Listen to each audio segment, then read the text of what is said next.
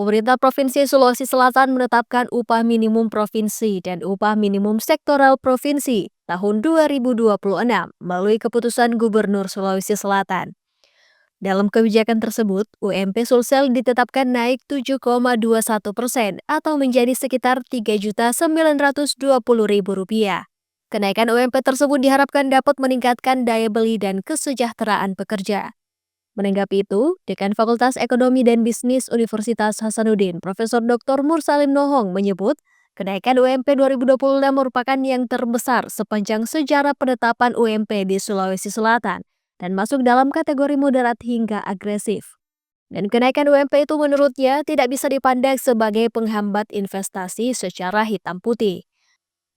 Meski upah merupakan komponen biaya produksi, namun di sisi lain upah yang meningkat juga menjadi indikator bahwa pertumbuhan ekonomi daerah berjalan baik. Gitu ya.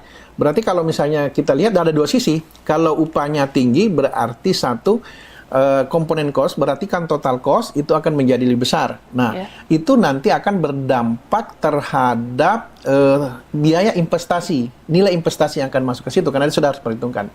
Tapi pada sisi yang lain, positifnya adalah bahwa ketika upah itu tinggi, berarti itu mencerminkan pertumbuhan ekonomi di daerah itu juga tinggi.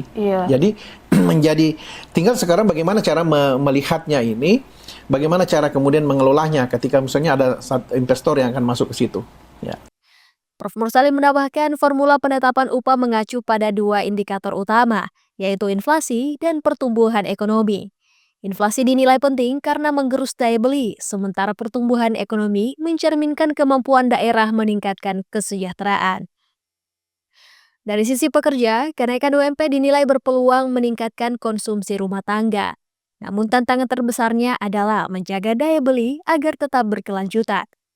Sementara kenaikan UMP bagi pelaku usaha, khususnya UMKM dan sektor padat karya, kenaikan upah dinilai menjadi momentum untuk melakukan efisiensi dan meningkatkan produktivitas.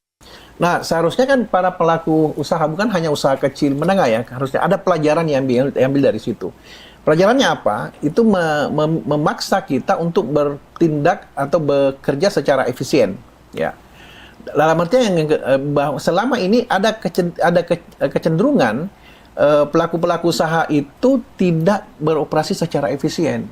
Sehingga ketika terjadi ada satu variabel yang mengalami peningkatan, secara keseluruhan akan berdampak terhadap perolehan laba atau margin yang diterima pada setiap periode. Prof. Mursalim menegaskan, secara prinsip kenaikan upah minimum harus menjadi motor pertumbuhan ekonomi, dengan catatan diiringi produktivitas tenaga kerja yang lebih baik. Ahmad Gifari M, Unhas TV.